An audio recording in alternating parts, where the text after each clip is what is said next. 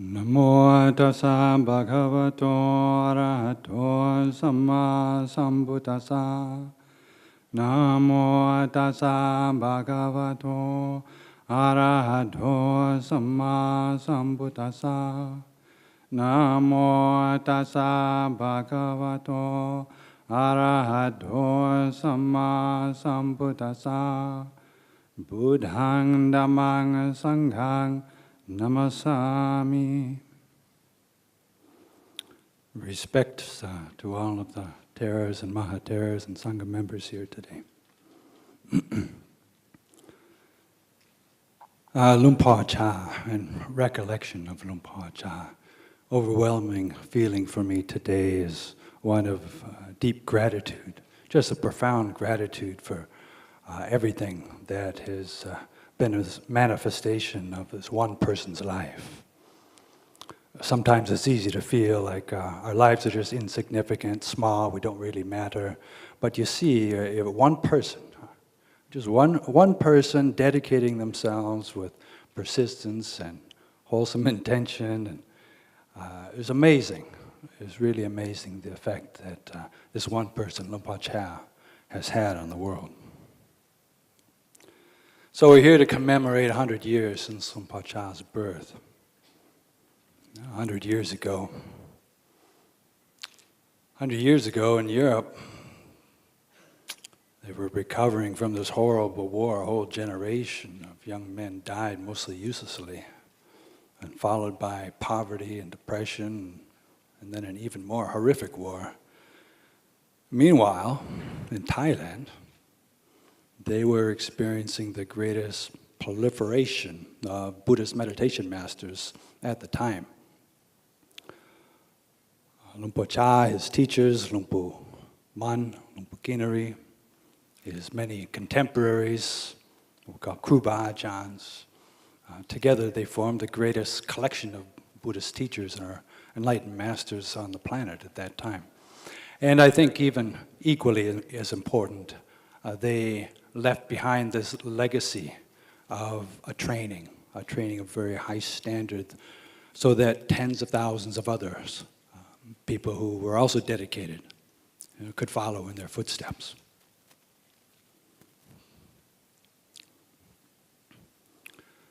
So in the last 70 years, the peace and prosperity it's always been on the rise, generally been on the rise in the world, and yet somehow we still manage to experience dukkha. Once you have a roof over your head, once you have good food, once you have the basic necessities of life, then theoretically you have everything you need to be happy, and yet somehow we still seem to fall short of this potential that humans have for perfect contentment. Now, why is that? Like the seeds of true happiness just haven't been planted, they haven't been watered. So what is this word happiness? We talk about Nibbana as the highest happiness. How do we define happiness? What does this even mean? Fun, laughter, getting what you want, gratifying desires, peace, security, financial security, right? Contentment, but how do we define those? And what are the true causes of peace and contentment? Or even freedom.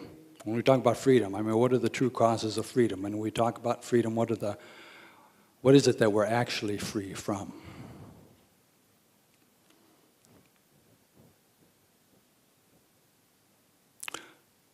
When I originally was considering ordaining, it wasn't because I was unhappy. It wasn't because at the time that I considered myself unhappy. Things were actually going very well. I graduated from college, my family was happy, good friendships and relationships. Everything was actually going very well. It was easy to get a job, I could travel around the world, I had the freedom to travel around the world, and yet still, somehow, there seemed to be this gut feeling that there was so much more possible, right? That somehow we're just not attaining the potential, the human potential. And then one day I saw a photograph of a Buddhist monk, and it was like, in the depth of my mind, someone hit a gong. It was like, boom.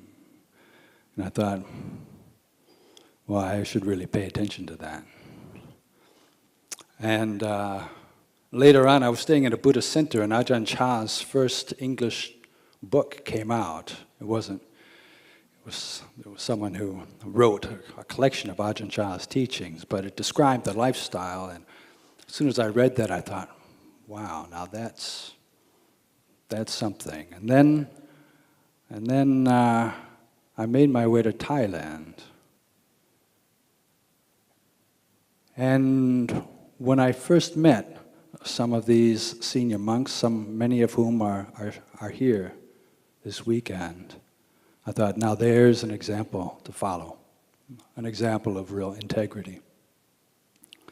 Remember the first morning I walked into Wat Ba Nanachat. It was about 8 o'clock in the morning, and these monks were pulling water out of a well with big cans. And I went up to one monk, and he was carrying these couple cans of water on a bamboo pole. He was about 40 years old. I said, where might I find the abbot? He said, I'm the abbot. I said, oh, cool. That was my introduction to Ajahn Pasano.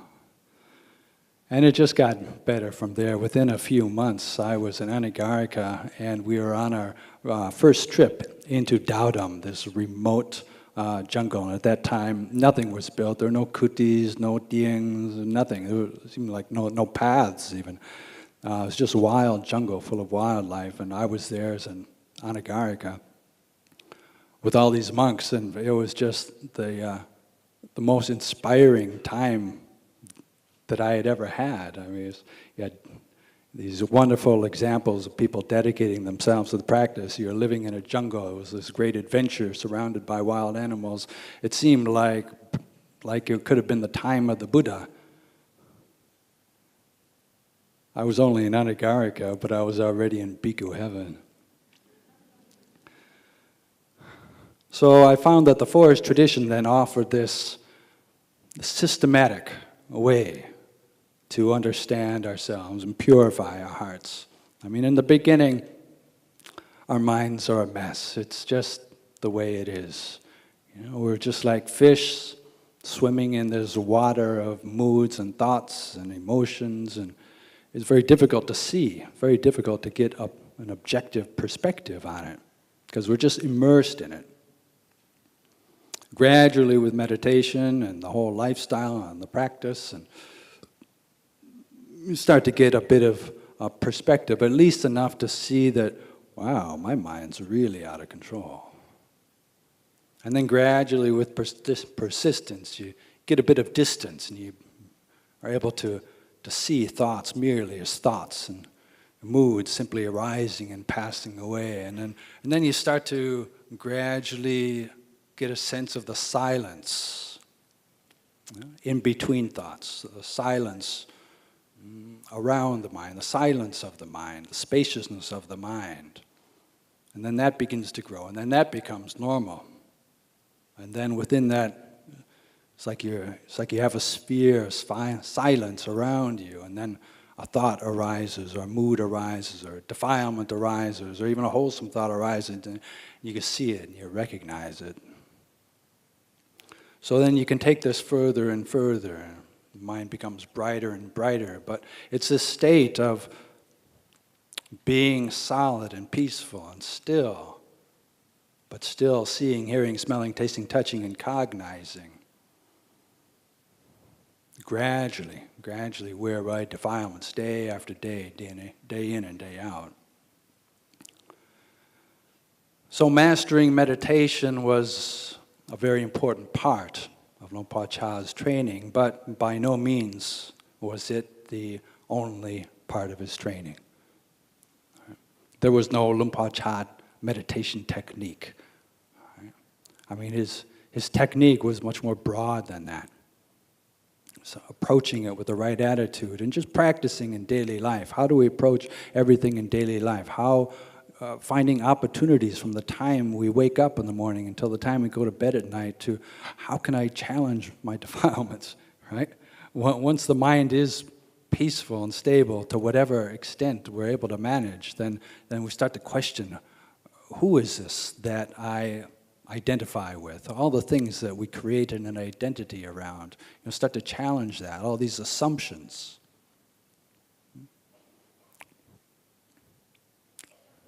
My car, my house, my mother, my father, my children, right?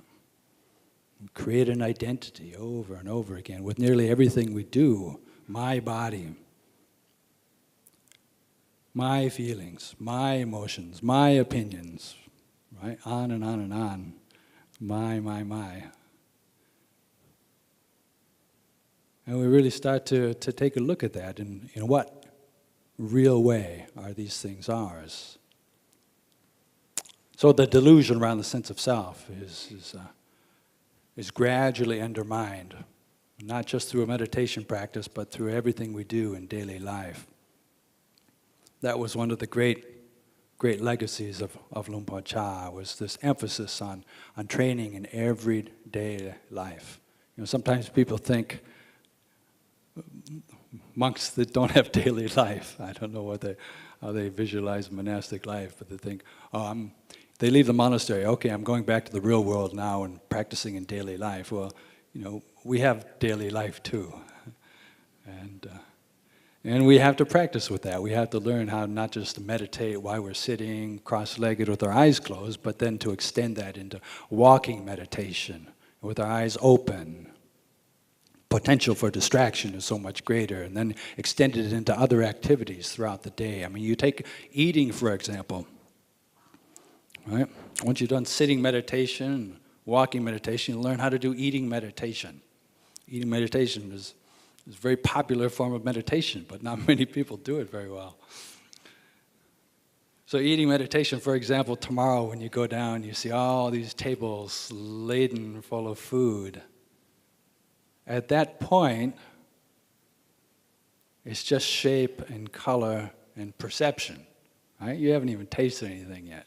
And already, well, what does the mind do, right? Already, okay, that's part of the meditation practice. We're starting to meditate. You're just seeing a table full of food. All right, this is the beginning of the meditation. What does that bring up? What perceptions does that bring up? Perceptions based on a memory which is happening in the present, based on some past experience. Right? Then a perception arises and you think, that looks delicious. You have no idea. You don't know if it's delicious or not. It's just based on a memory which gives rise to a perception. You don't know for sure, but it's based on, okay, that looks delicious. And if it's delicious, it'll give pleasure. And if it gives pleasure, then it's good. That food is good. Right? How quickly, this process gets momentum. If it's good, then I want to hold on to it. How can I keep it going? How can I get more? And we think, oh no, I don't want to be greedy. But really, I want more.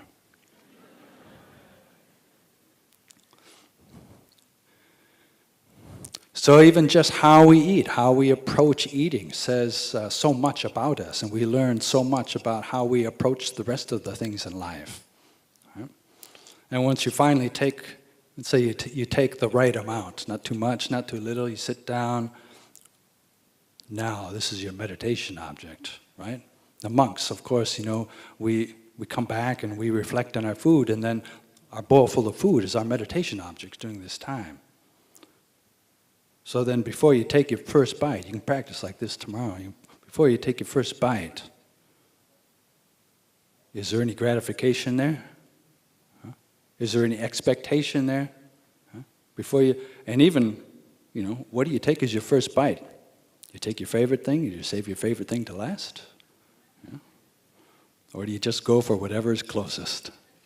Whatever's nearest, that's all okay, what do I take first? All right, I'll just take what's on top. And then, okay, now, before I put this into my mouth, before I just act blindly, all right,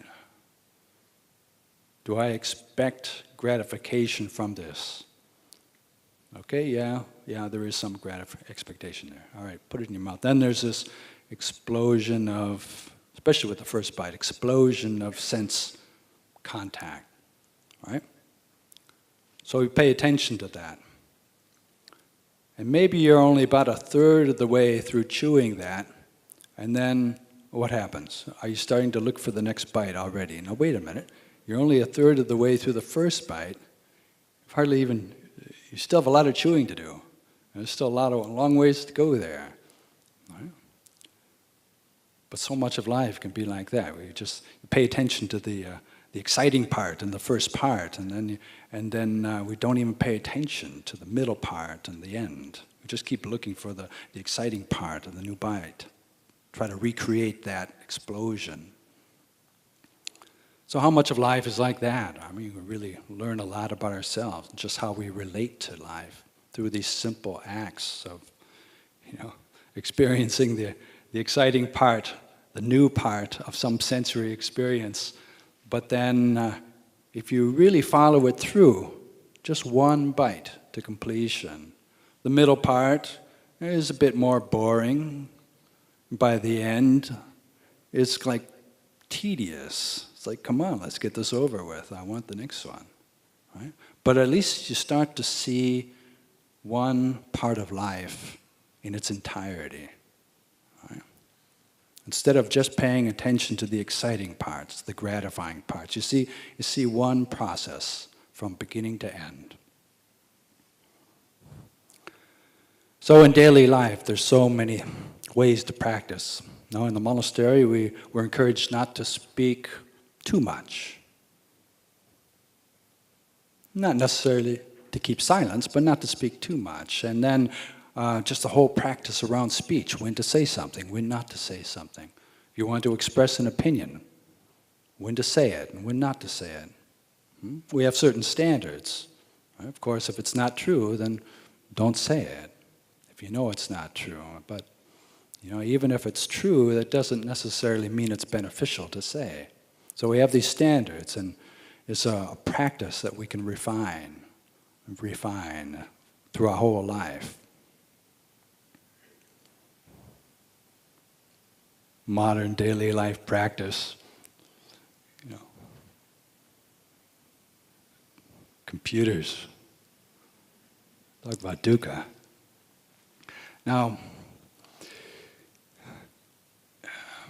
once you've spent enough time in the jungle, somehow you end up in an office in front of a computer.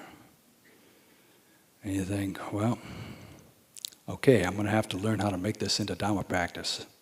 Dhamma practice means everything in daily life. So how do I make this into Dhamma practice?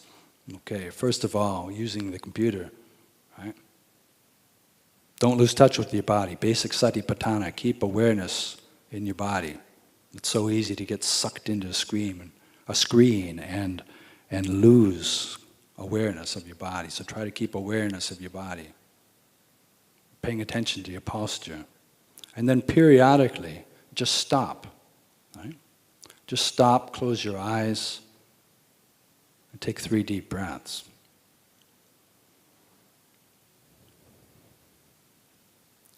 It only takes about 15 seconds, but that can do so much to help ground us. If you're working in a stressful job and there's a gradual increase in stress, this can help to just cut that down. Just release the stress before it gets too strong. Just periodically stop, close your eyes, and take 3 deep breaths. So this type of daily life practice, right? Lumpur Cha was always encouraging us to practice in different ways and find ways. We could be creative in how we can approach our daily life practice. Still, we would experience obstacles. We always would be experiencing obstacles of some kind. Right? I mean, worry becomes a big obstacle in the mind. Even if everything's perfect, we can still ruin it by worrying. I mean, worry is, it just becomes this habit that dominates some people's lives. And sometimes we confuse it with caring. Caring is one thing, but then we think, oh, if I care, then I have to worry. Well, they're actually 2 different things. You can care. You can care and care about other people without worrying. You can take responsibility for the future without worrying. But how? Right?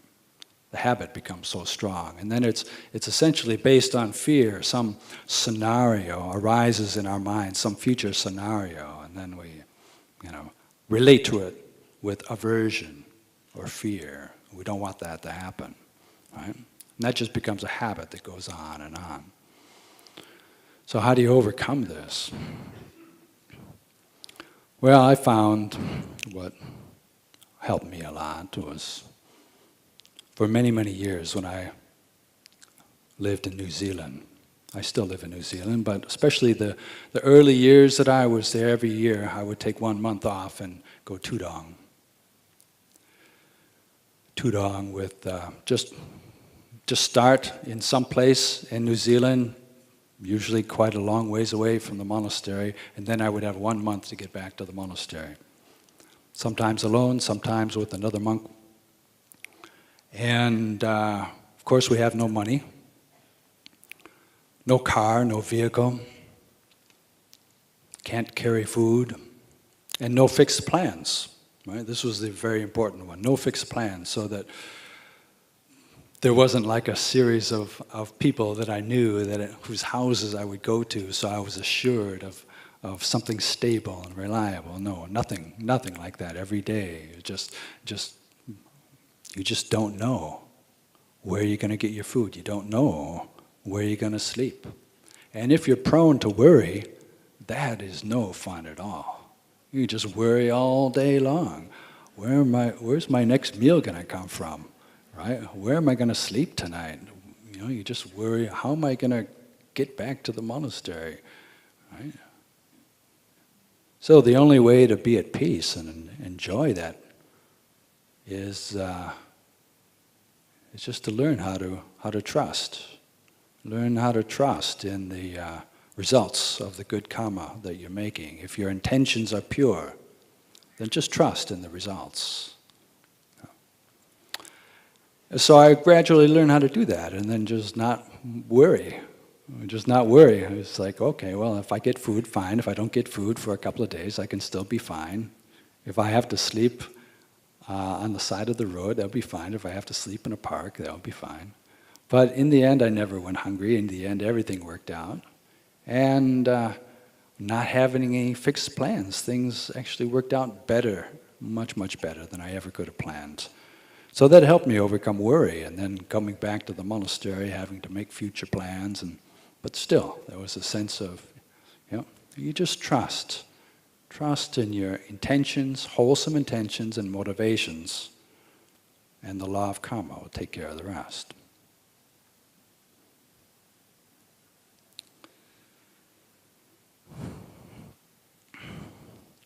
So a bit of adversity doesn't hurt. You always have a bit of adversity on tudong, but when everything is arranged and managed just the way we like it, then it's not so difficult to be at ease. But when that illusion of control begins to fall away and disappear, then it tests our character. So a bit of adversity is not a bad thing.